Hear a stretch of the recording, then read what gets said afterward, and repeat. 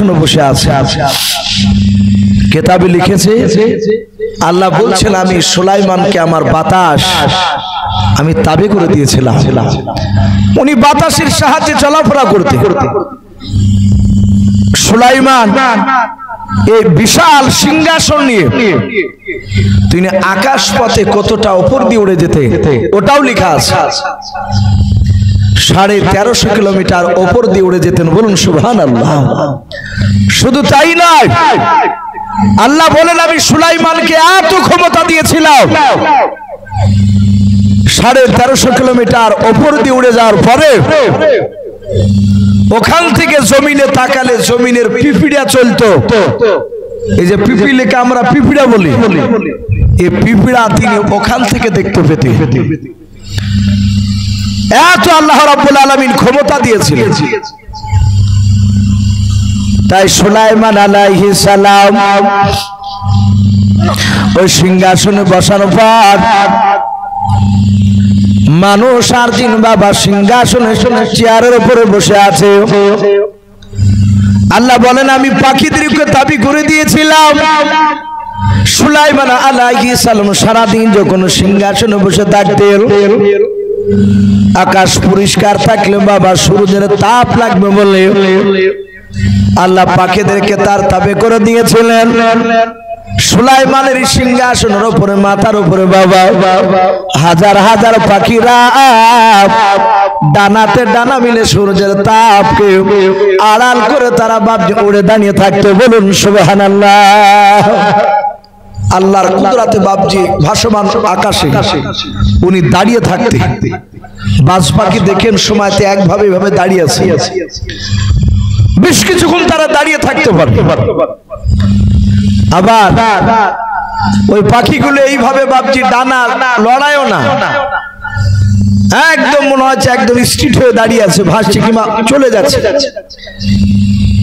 পাখিরা সারা দিন বাবজি সূর্যের তাপ আড়াল করে দাঁড়িয়ে থাকতো। সূর্য যেদিন বাবজি তাপ হতো না, আকাশে মেঘ থাকতো, তখন আর পাখিরা ওখানে থাকতো না।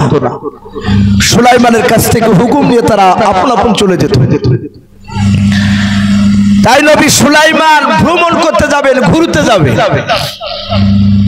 তাই কিতাবে লিখেছে, কোরআন শরীফে এসেছে সুলাইমান কি বললে, ওয়াহশিরা লিসুলাইমান জুনুদুহু মিনাল জিন্নি ওয়াল ইনসি ওয়াত তায়রি ফাহুম ইউজাউন। হযরত সুলাইমান আলাইহিস সালাম জিন আর মানুষ আর পাখিদেরকে বাবা ডাক দিয়ে বলেছিল ও জিন মানুষেরা আমি এখান থেকে ভ্রমণ করতে যাব বলাও, তোমরা আমার সঙ্গে ঘুরতে যাবে কিনা? আমি সিংহাসন কেন আকাশ পথে উড়ে নিয়ে যাব। জিন আর মানুষ আর পাখিরা সবাই মিলে বাবজি চিৎকার করে বলেছিল ও নবী সুলাইমান আপনি চিন্তা করবেন না, আপনাকে আমরা সকলেই নবী বলে মানি গো, বাদশা বলে মানি। ও নবী সুলাইমান আপনি যেই দিকে নিয়ে যাবেন সেই দিকে আমরা যেতে রাজি আছি। আল্লাহর নবী সুলাইমান আলাইহিস সালাম বাতাসকে বাবা ইশারা করে ডাক দিয়ে বলেছিলেন ও বাতাস আমার বিশাল বড় সিংহাসন কেন তুমি আকাশ পথে তুমি উড়ে নিতে চলাও, উড়ে নিয়ে চলো। বাতাসে বাবজি উড়ে নিয়ে যেতে শুরু করে দিলাম। ওই 1350 কিলোমিটার উপর দিয়ে সুলাইমান আলাইহিস সালাম তিনি বাবা আকাশ পথে উড়ে চলে যাচ্ছিলেন। সুলাইমান আলাইহিস সালাম যে ময়দানে বাবজি নামবেন বাবা ওই অপর থেকে বাবজি ময়দানের দিকে আপনার তাকালেন, ওই মাটার দিকে তাকালেন।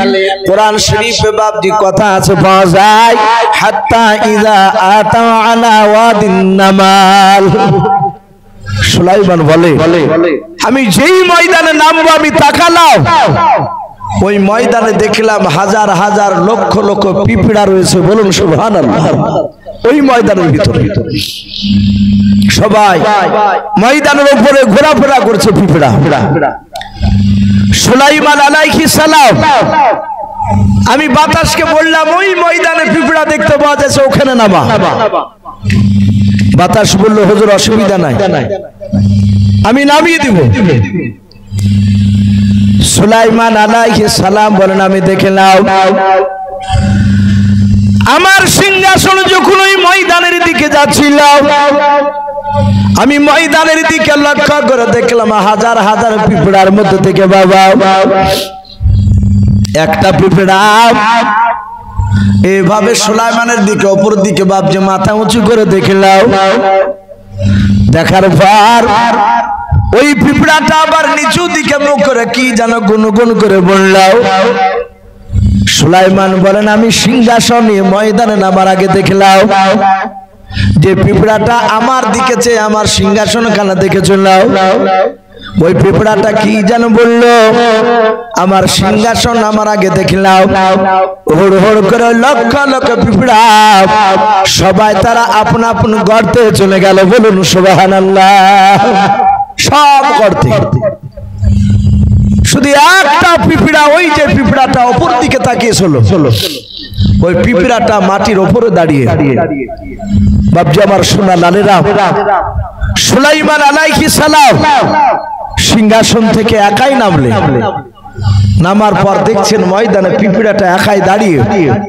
সুলাইমান কাছে গেলে, কাছে যাওয়ার পর পিঁপড়াটাকে এভাবে ডান হাত দিয়ে ধরলে, ধরে বাম হাতের তালুতে নিলেন হাতের উপরে। মুফাসসিরিন কেরাম লিখেছেন পিঁপড়াটা কত বড় ছিল। বাপজি আমরা দুনিয়াতে তীরমোহনীতে বলে, বেলনাগায় বলেন কয়েক রকমের পিঁপড়া দেখতে পায়। একটা পিঁপড়া দেখেন আপনার ওই মরা খেকে পিঁপড়া বলে, লাল পিঁপড়া গুলো ছোট ছোট পিঁপড়া পায়ে কামড়ায় খুব বিষ। আর একটা পিঁপড়া দেখবেন বাপজি ওখানে মস্তান বলে আমাদের এলাকায়, লাল পিঁপড়া আপনার ওই কাঠে শিমল গাছে থাকে, লাল পিঁপড়ে ওটাকে কাঠ পিঁপড়ে বলে। অত যদি বাপজি চোখে যদি একবার কামড়িয়ে দেয় তো দেখে মনে হবে যে কানা দাজ্জাল, এমন ভাবে ফুলে যায়। আর একটা পিঁপড়ে আছে দেখবেন কালো মোটা মোটা, ওরা বা মুখ এরকম করে হা করে ধরলে বিলেটের মতন কেটে নেয়, ওটাকে ডাহে পিঁপড়া বলে আমাদের এলাকায়। আর একটা পিঁপড়ে আছে বাপজি কালো ছোট ছোট সরষেটা পিঁপড়া বলে, ও কামড়ায় না, ও গায়ে উঠে উঠলে বাপজি সুসুর করে শুধু।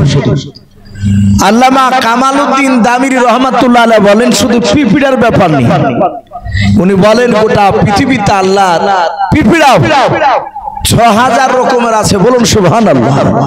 ৬০০০ রকমের, আমরা কয়েক রকম দেখতে পাই।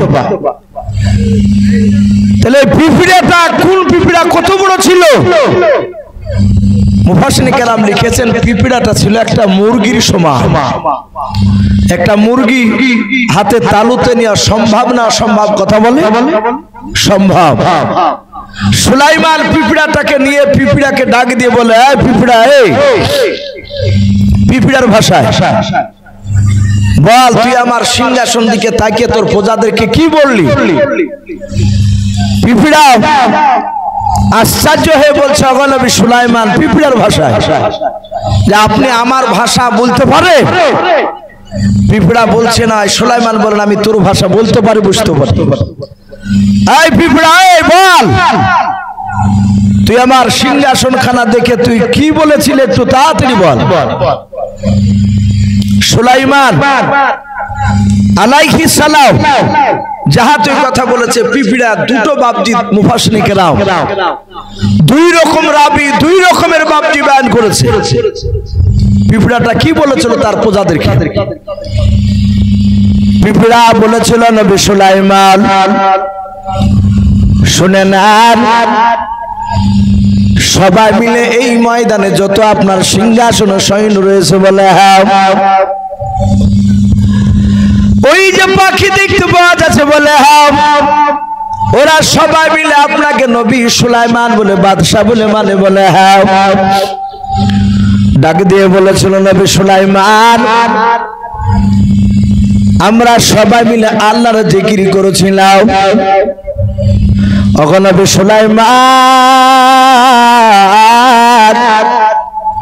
আমরা জিকির করেছিলাম আল্লাহ কোরআনে বলেন ইউসাব্বিহু লিল্লাহি মা ফিস সামাওয়াতি ওয়া মা ফিল আরদ। আমার আল্লাহ বলেন সারা পৃথিবীতে বাপজি যত মাখলুকাত রয়েছে সবাই তারা আল্লাহর জিকির পাঠ করে, বলুন সুবহানাল্লাহ। ওই পিঁপড়া ডাক দিয়ে বলেছিল নবী সুলাইমান, আমরা সবাই মিলে আল্লাহর জিকির পাঠ করেছিলাম, তাসবিহ জপছিলাম। ওগো নবী সুলাইমান, এই সমস্ত পিঁপড়ার মধ্যে আমি একজন পিঁপড়া, অপর দিকে তাকালাম, আমি দূর থেকে দেখলাম বিরাট বড় সিংহাসনখানা আমার দিকে নামতেছে। ওগো নবী সুলাইমান,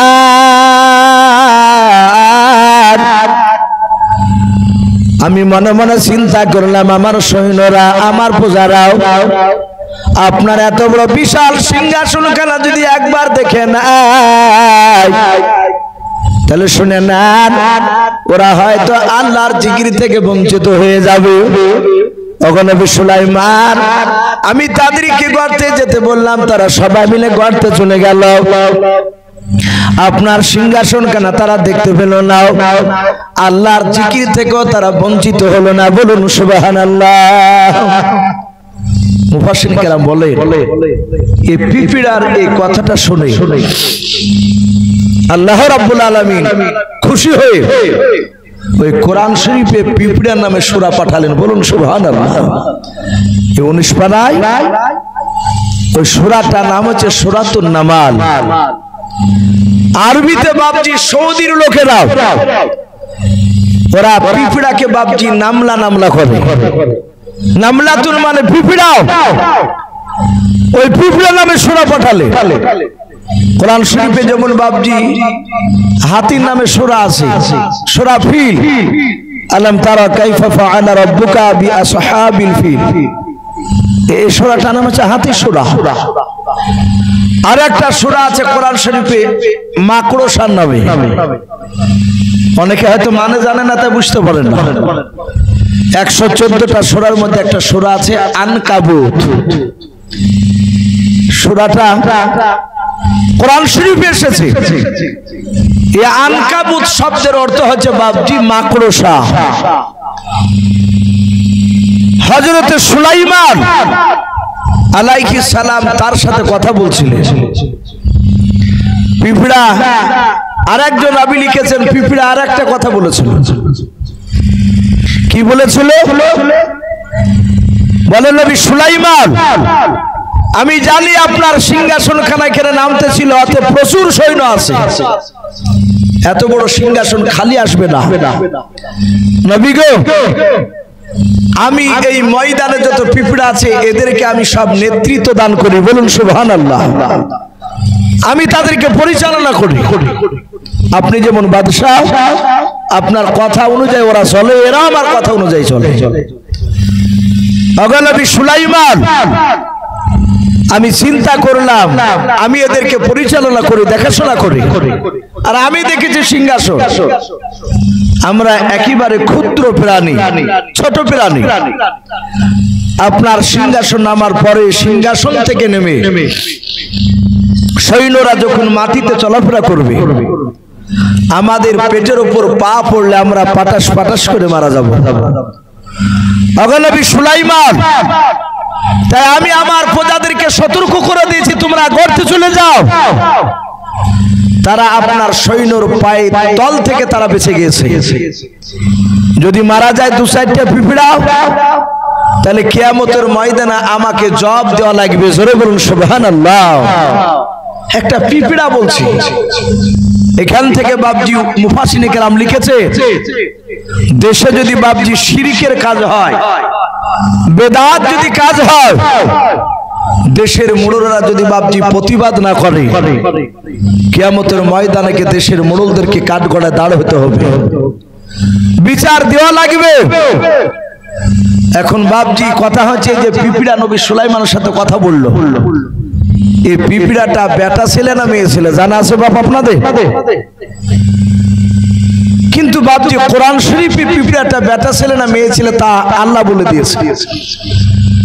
আপনারা জানেন আমরা অনেকে হানাফি হানাফি করি না? ইমাম আজম আবু হানিফা রাহমাতুল্লাহ আলাইহি তিনি এত বড় বাপজি আপনার ফকিহ ব্যক্তি ছিলেন, এত আল্লাহওয়ালা ছিলেন, এত পণ্ডিত আলেম ছিলেন। ওনার জীবনীতে লিখেছে উনি দুনিয়ার বুকে জিন্দা অবস্থায় আল্লাহ রসুলের বাপজি 8 জন সাহাবাকে দেখেছিলেন। বলুন সুবহানাল্লাহ। 8 জন বিশ্ব নবীর সাহাবাকে দেখেছে, যে সাহাবারা নবীর সাথে কথা বলেছে, নবীর পেছনে নামাজ পড়েছে। এই যে কারি সাহেব বসে আছে, আমরা কথা বলছি, ছোট ছোট বাচ্চা ছেলেরা আমাদেরকে দেখছে। আমরা ইন্তেকাল করার পর ওদের বাচ্চারাও, ওরা তো আমাদেরকে দেখতে পাবে না, আমরা তার বেঁচে থাকবো না। তা আবু হানিফা রাহমাতুল্লাহ আলাইহি নবীজির কমসে কম 8টা সাহাবাকে দেখেছে। ওনার যখন 8 বছর বয়স, 8 ছোট্ট ছেলে, ওনার দাদুর সাথে বাপজি ইরাকের সরজমিনে একটা সভা হচ্ছিল। আল্লাহ রসুলের একজন সাহাবা এসেছিলেন, হাজার হাজার মানুষ এখানে জমায়েত হয়েছে। আল্লাহর নবীর সাহাবা বললেন বক্তব্য দিতে দিতে, আমি 5 মিনিট সময় দিচ্ছি, তোমরা আমাকে প্রশ্ন করো, আমি ইনশাআল্লাহ উত্তর দিব। সবাই চুপচাপ বসে, কেউ কথা বলার সাহস পাচ্ছে না। এই ছোট্ট ছেলে সুলাইমান নয়, ইমাম আজম আবু হানিফা রাহমাতুল্লাহ আলাইহি ওনার দাদুর সাথে পাশে বসে আছে, 8 বছর বয়স। ও দাদু সাহস পাচ্ছে না। তে বাচ্চা ছেলেটা তাকে দেখলো, কেউ তো কথা বলে না। আবু হানিফা বললেন, দাদু ওই নবীর সাহাবাকে জিজ্ঞাসা করুন যে আল্লাহর নবী সুলাইমান আলাইহিস সালাম দুনিয়াতে জিন্দা অবস্থায় একটা পিঁপড়ার সাথে কথা বলেছিলেন। ওই পিঁপড়াটা বেটা ছেলে ছিল না মেয়ে ছেলে ছিল? ভাবতে পারে? ছোট্ট 8 বছরের ছেলে কত বড় ক্রিটিক্যাল প্রশ্ন বাপজি করেছে। ওর দাদা উঠে বাপজি বলে দিয়েছে। সাহাবা বলেন, এই কে প্রশ্ন করলে? উনি থরথর করে কাঁপতে কাঁপতে বলছেন, হুজুর আমি। বলে তুমি জানো? বলে আমি জানি না, আর আমি করতে উঠেছিলাম না, আমার এই ফুসকে লাতি আমাকে বলতে বললো। সাহাবা বললেন, দাঁড়াও তুমি। আবু হানিফা রাহমাতুল্লাহ আলাইহি তিনি দাঁড়ালেন। সাহাবা ওখান থেকে নেমে চলে আসলে আবু হানিফা রাহমাতুল্লাহ আলাইহির পিঠে বাপজি হাত বুলালে। আমরা কারো বাড়িতে গেলে, মৌলানা সাহেবরা গেলে বাচ্চা ছেলেকে নিয়ে আসে, হুজুর একটু মাথায় হাত দিয়ে দোয়া করে দিন, বলি না আমরা? সাহাবা এসে বললেন, বাবা তুমি যে প্রশ্ন করেছো এটা তো জানো, যাকে যে প্রশ্ন করবে সে প্রশ্নকারী, ওই প্রশ্নের উত্তরটা তাকে জানতে হবে। তুমি কি পারবা? ওই পিঁপড়াটা বেটা ছেলে না মেয়ে ছেলে?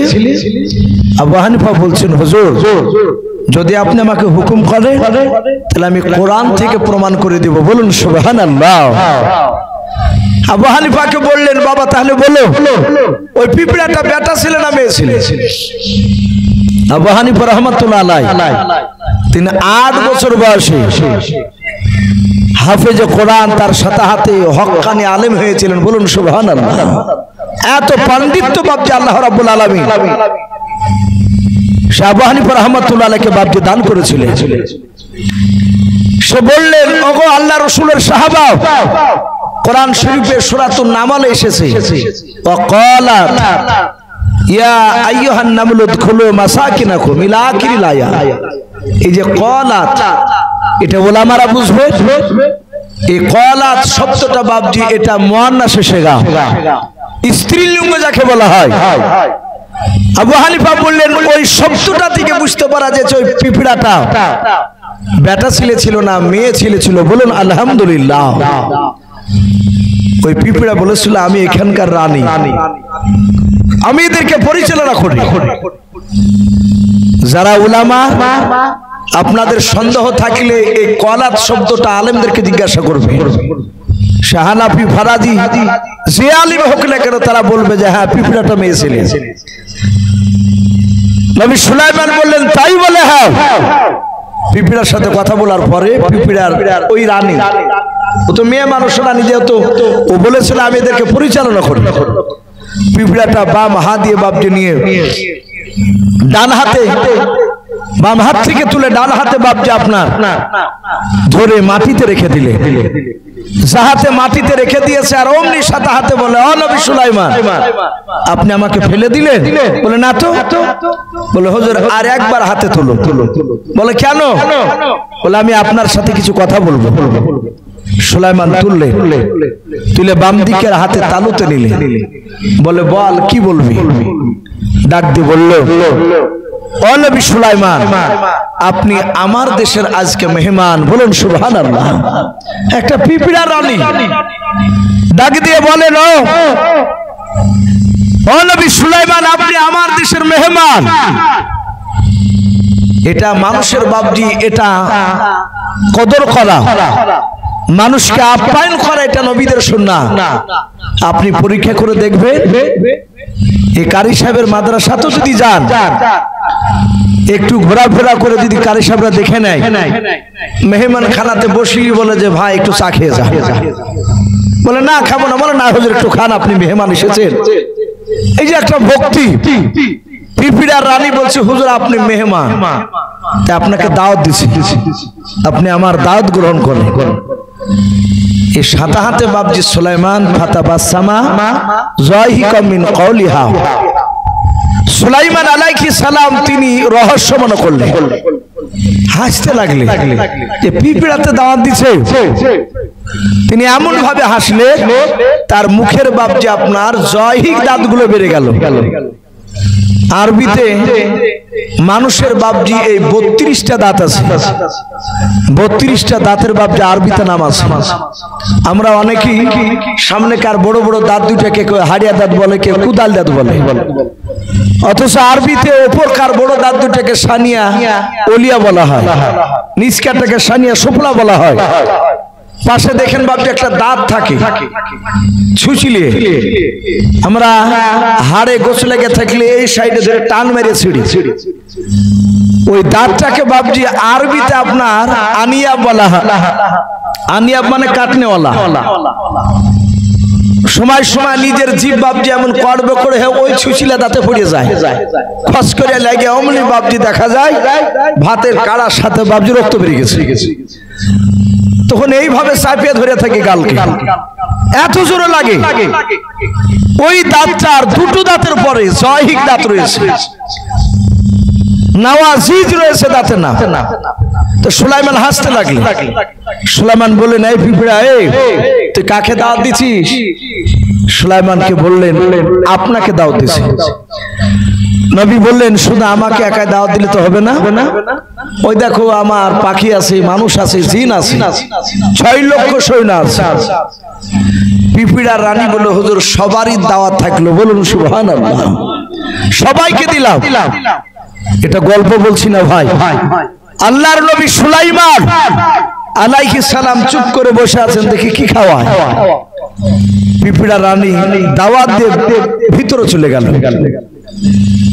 গর্তের ভিতরে যাওয়ার পর কয়েকটা দেখছে বাপজি পিঁপড়াতে একটা খাঞ্চা বড় বাসনে পিড্ডি ভাজা করে নিয়ে আসে, ছোট ছোট বাপজি ফড়িং এর মতো পিড্ডি ভাজা করে নিয়ে এসে পিঁপড়া রানী পেছন পেছন আসছে। ও যে রানী, ওর মর্যাদা আছে তো ওদের মধ্যে, নিয়ে এসে সুলাইমানের সামনে রাখলে।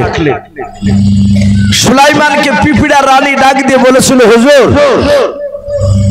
আপনি খান, আপনার সৈন্যদেরকে খেতে বলুন, কিন্তু খাওয়ার আগে একটা কথা শুনুন। বলে কি? বলে সবাই মিলে বিসমিল্লাহ বলে খাবেন। বলুন আলহামদুলিল্লাহ। কে বলেন বিসমিল্লাহ বলতে কথা বলেন? পিঁপড়া। তাহলে এখান থেকে বোঝা যাচ্ছে বিসমিল্লাহ সুলাইমান নবী আলাইহিস সালামের জামানাতে চালু ছিল। বিসমিল্লাহর অনেক ফজিলত বাপজি, আমাদের আমল নেই, আমল নাই বলে বাপজি আজকে বাতিলের শক্তি আমাদের মাথার উপর চলে যাচ্ছে, আমরা দুর্বল হয়ে যাচ্ছি। অনেক মানুষ বাপজি ভাত খেতে গিয়ে বিসমিল্লাহ তো বলেই না, আবার অনেকের খাওয়ার পরে ঢেকুর উঠে আলহামদুলিল্লাহ শব্দটা বাড়ায় না তাই। অথচ বাপজি নবী বলেছেন, কেউ যদি প্রতিটা কাজের শুরুতে বিসমিল্লাহ বলে, তার মাউত হবে কলেমা পড়তে পড়তে। বলুন সুবহানাল্লাহ। আচ্ছা বলেন বাপ, আমাদের মনের এটা তামান্না, এটা আমাদের আশা নাই? হে আল্লাহ, কিছু চাই না, তুমি মাউতের সময় কলেমা পড়তে পড়তে আমাদেরকে দুনিয়া থেকে বিদায় দিও। এ দোয়া সবাই করে। আমরা এই কলেমা সবারই মুখ দিয়ে বেরোবে না। আল্লাহ নবী বলেছেন, যারা কলেমা পড়তে পড়তে ইন্তেকাল করবে তাদের জন্য আমি রাসূল জান্নাতের সুপারিশ করব।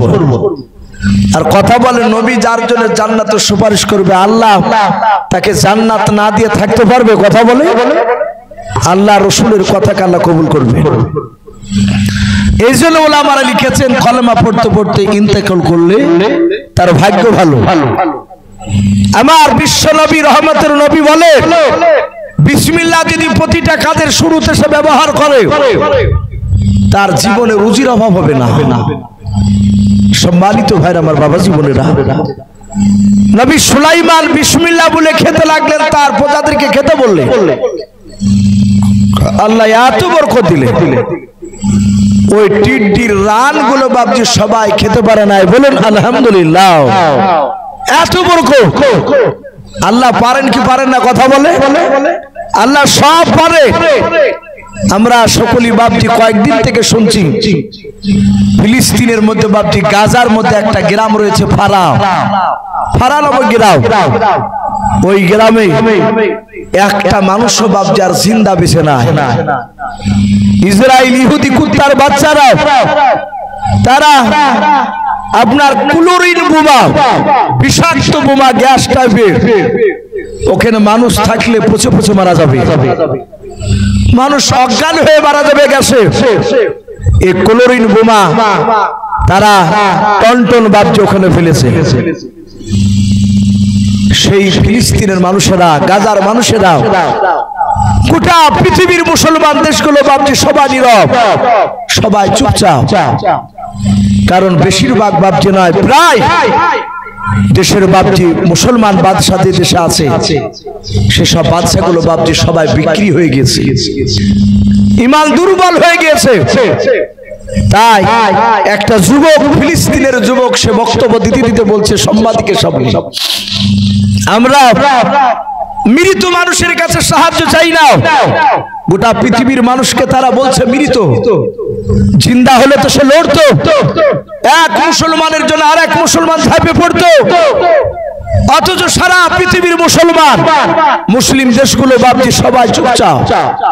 সৌদি আরব কেক কাটছে, চলেছে আনন্দ করে কেক কেটে খাচ্ছে, কিছু বলে নাই। তাই বলছে গোটা পৃথিবীর মানুষ এরা মৃত হয়ে গেছে, আর আমরা মৃত মানুষের কাছে সাহায্য চাই না। যুবক বলে, আমরা শুধু চেয়ে আছি, ওগো আল্লাহ তুমি খুব তাড়াতাড়ি ইমাম মেহেদীকে পাঠিয়ে দাও। বলুন আলহামদুলিল্লাহ। আবার বলছেন, আল্লাহ তোমার আবাবিলের পাখির অপেক্ষায় আছি, তুমি আবাবিল পাখি পাঠিয়ে দিও, আমার গাজা ফিলিস্তিনের মা বোন বাপজি ভাইদেরকে তুমি আমাদেরকে হেফাজত করো। আমরা দোয়া করি আল্লাহ যেন আর একবার আবাবিল পাখি দিয়ে ওই ইসরায়েলদেরকে যেন ধ্বংস করে দেয়। বলুন আল্লাহুম্মা আমিন। বাপজি আমার সোনা লালেরা, আমি বলছিলাম আমল আমাদের কাছে নেই, আল্লাহ সব কিছু করতে পারত। রাসূলের একজন সাহাবা জাবের রাদিয়াল্লাহু তাআলা আনহু, নবী 3 দিন ধরে খেতে পাই নাই, রাসূলের পাঞ্জাবির তলে পাথর বাঁধা আছে। জাবের সাহাবা দেখেছে, নবীকে পার্সোনাল লুক করে দাওয়াত দিলেন। একটা ছোট্ট ছাগলের বাচ্চা ছিল, জবাই করে রান্না করেছে, 2.5-3 কেজি বাপজি গমের আটা রুটি তৈরি করেছে। রাসূল দাওয়াত দিয়েছেন শুধু জাবেরকে নয়, জাবের দাওয়াত দিয়েছে রাসূলকে। সাহাবা বলেন, আমি দেখলাম নবী 70 জন সাহাবাকে নিয়ে হেঁটে চলে যাচ্ছে। নবী জানেন আমি 4 দিন খেতে পাই নাই, 3 দিন খেতে পাই না, আমার এখানে অনেকগুলো সাহাবা আছে তারা 10 দিন 12 দিনও খেতে পাই না, তারা তো পাথর বেঁধে রেখেছে। জাবির সাহাবার স্ত্রী বলেছিল, আপনি কি পাগল হয়ে গেছেন নাকি? বলে না তো। বলে আপনাকে বলেছে নবীকে একাই দাওয়াত দিবেন, আর আপনি কতজনকে দাওয়াত দিয়েছেন? জাবের সাহাবা বলেছিল, বিবি শুনে নাও, আমি আল্লাহর নবীজিকে পার্সোনাল দাওয়াত দিয়েছি, আল্লাহর নবী বাপজি যার পর দেখলেন জাবেরের বাপ যে আপনার চেহারাটা বাপজি ভালো লাগে নাই, চরম চিন্তিত। মাত্র 3-4 জনের খাবার, এইভাবে তো সবাইকে বাপজি ম্যানেজ করতে পারা যাবে না। আল্লাহ রাসূল বলেন, ওরে জাবির সাহাবা শুনে নাও, তোমার চেহারাটা কেন মলিন দেখা দিছে বললাও, কেন চিন্তিত মনে হয়? নবীকে পার্সোনাল ডেকে বলেন, হুজুর এতগুলো সাহাবা তো আমি খাবার দিতে পারবো না। নবী সব শুনলেন। নবী বলেন, সাহাবা গোশতের হাঁড়িটা তুমি নিয়ে এসো, রুটির টুকরাটা তুমি নিয়ে এসো, হাতে নিয়ে আসো।